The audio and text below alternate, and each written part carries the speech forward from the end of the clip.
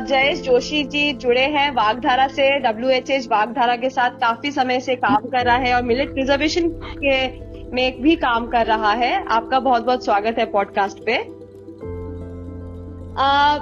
जयेश जी, मैं आपसे पूछना चाहती हूँ कि आप राजस्थान से बिलोंग करते हैं, तो कुछ यादें तो जुड़ी होंगी आपके मिलेट से। आप कहाँ से हैं, वहाँ पे खान पान कैसा था और क्या चेंज हुआ? मैं राजस्थान, दक्षिणी राजस्थान का निवासी हूँ, जहाँ से हमने शुरुआत की। और चूंकि पश्चिमी राजस्थान में ज्वार बाजरा का एक अलग सांस्कृतिक जुड़ाव है, तो बचपन से लेकर के आज तक हमने हमारी संस्कृति के साथ, जहाँ से मेरा बचपन शुरू हुआ है, वहाँ पे छोटे मिलेट, जिसको माइनर मिलेट बोलते थे, उसका अपने आप में बहुत महत्व था। और जो यादों के हिसाब से, अगर आपने बहुत अच्छी बात कही यादों के हिसाब से, तो इसे सकारात्मक नकारात्मक हर हिसाब से बोला जाता था। जब बोलते थे कि अकाल में कुछ नहीं पकता है, तो भी ऐसा अनाज है जो खुद ब खुद पक जाता है, तो लोगों ने इसको अकाल का अनाज बोल दिया। जबकि इसके सकारात्मक पहलू यह था कि अकाल में भी उगने वाला अनाज हुआ करता था। तो स्मृतियों में आज भी बचपन के वो शब्द गूंजते हैं कि इंडिया में प्रसिद्ध है राजस्थान की ज्वार बाजरा की रोटी, मोटी मोटी रोटी जो बनती थी गांव में। क्या आज भी लोग उसको खा रहे हैं? क्या चेंज हुआ है अभी राजस्थान में? हाँ, बिल्कुल। आज भी गांव में बाजरे की वही रोटी, ज्वार बाजरे की रोटी, और गुड़ या उसका जो रेसिपीज हैं सरसों की भाजी के साथ या अलग अलग तरीकों से, आज भी उन रोटियों को भी खाते हैं, बाजरे की खिचड़े को भी। अब बल्कि इसका और उल्टा एक ये है कि अगर आज कोई नॉर्मल खिचड़ी के साथ अगर घी खाना चाहे तो कहेगा अरे ये बाजरे का खिचड़ा थोड़ी है जिसमें हम घी खा सकें। तो लोगों को तो ये भी महसूस होता है कि कम से कम कुछ घी खाना है या चूरा खाना है चीनी का, तो वो बाजरे के खिचड़े के साथ ही खा सकते थे। या ज्वार की रोटी या बाजरे की रोटी, तो उसके साथ हम लहसुन की चटनी खा सकते हैं। तो वो जो तो आज भी लोगों में वो टेस्ट भी जिंदा है और लोगों का जुड़ाव भी है।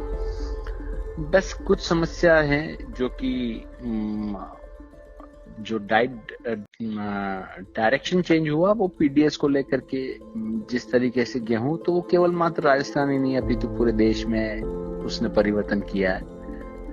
परंतु हाँ, आज भी लोग बाजरा ज्वार की रोटी, और इवन देन ट्राइबल एरिया में तो आज भी कहावत है कि अगर व्यक्ति खड़ा नहीं हो पा रहा है तो उसको वही छोटा धान खिलाना शुरू कर दो, वो बीमारी से खड़ा हो जाएगा। अच्छा, मिलेट्स से जुड़े हुए जो भी आपने अभी अपने एक्सपीरियंसेस शेयर किए हैं, ये पैशन आपका कहाँ से आता है कि मिलेट्स को वापस मार्केट में लाने के लिए? इसके बहुत अलग अलग उदाहरण, बहुत सारी चीजें हैं। मतलब बेलथंगर हिल पे भी इसमें अपने आप में एक बहुत बड़ा महत्व रखता है। वागधारा ने जब अपनी पद यात्रा में अलग अलग मिलेट कुछ 2-3 ले जा करके दिखाने शुरू किए, गाँव में पूछना शुरू किया, तो लोग कहते हैं हाँ ये हमारे यहाँ है। तो वो उससे भी ज्यादा डाइवर्सिटी को कलेक्ट करना शुरू किया और लोग ले लेकर के वहां आते उस गाँव में। और जब लेके आते तो उसको आपस में कि इसको क्यों बंद हुआ, कैसे बंद हुआ, इसकी रेसिपीज क्या हैं, उसको कब खाते थे कब नहीं खाते थे। जैसे उसमें ये बोलते थे कि चीना करके एक मिलेट है, उसमें ये बोलते कि उसको बहुत ज्यादा प्रोसेस करके रखते हैं तो वो खराब हो जाता था, इसलिए उसको प्रोसेस नहीं करते थे।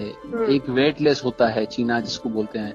तो उन सबको कलेक्ट किया और उसकी न्यूट्रिटिव वैल्यूज जब हमने निकलवाई तो लगा कि वो बहुत माइक्रोन्यूट्रिएंट से रीच है।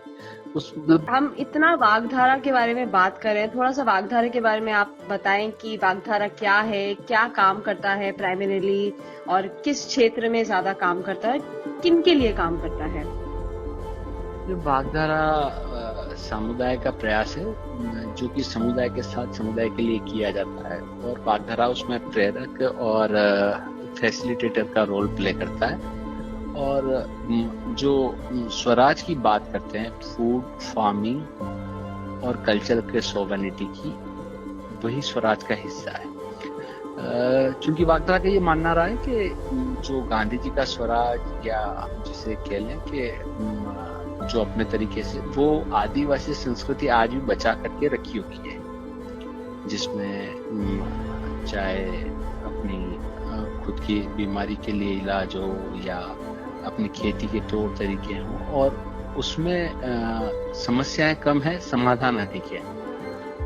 बस ये है कि वो बाजार के लिए नहीं है, स्वयं के लिए होने वाली खेती है, खुद की खाद्य सुरक्षा के लिए होने वाली खेती है। तो वागधारा उसी प्रयास को समुदाय के साथ मजबूत करने में प्रयासरत है। तरीका होता है। सुंदरता से आपने इसका विवरण किया है वागधारा क्या है। मुझे लगता है वागधारा एक कॉन्सेप्ट है जो आपने अभी पूरा समझाया। जस्ट एक आपसे एक आखिरी सवाल पूछना चाहती हूँ कि ये जो मिलेट्स है वागधारा, मैंने सुना है कि वागधारा बहुत सारे प्रयास कर रहे हैं, जैसे कि यूनिवर्सिटीज के साथ सीड प्रिजर्वेशन रेप्लिकेशन कर रहे हैं मिलेट्स के मिलेट्स को सामने रखते हुए, और community lead seed preservation conservation भी करते हैं, और इसके साथ साथ एक मिलेट प्रोसेसिंग प्लांट भी आपने सेटअप करा है। उसके बारे में आप कुछ कहना? वागधारा ने ये सारे छोटे अनाज की प्रोसेसिंग के लिए और यूनिवर्सिटी के साथ प्रयास ये है कि सरकार इसे विगत 10 वर्षों से प्रयास के बाद इस वर्ष राज्य सरकार ने भी इसके उत्पादन पे जोर दिया है और कई कार्यक्रम भी आने लगे हैं। परंतु हम बीज की उपलब्धता को लेकर के, चूंकि यूनिवर्सिटी ही बीडर सीड प्रोवाइड करती है सीड प्रोडक्शन एजेंसीज को, तो यूनिवर्सिटी के साथ भी ये उपलब्ध नहीं था, तो यूनिवर्सिटी के साथ हम जयश्री, आपसे बात करके, आपके प्रयासों के बारे में जान के, और आपका जो पैशन है छोटे अनाज और मोटे अनाज को प्रमोट करने का जो जज्बा आप में दिख रहा है, वो हम चाहते हैं कि और लोगों को इंस्पायर करे।